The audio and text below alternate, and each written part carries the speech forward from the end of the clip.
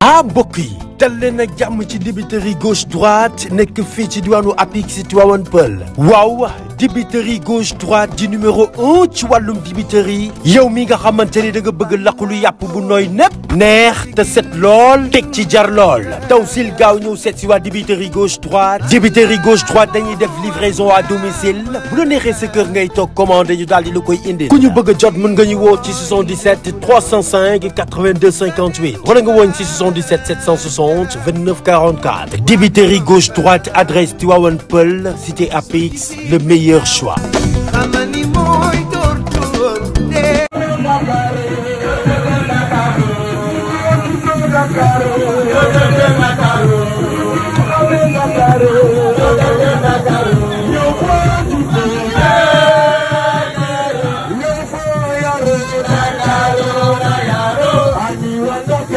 Dakar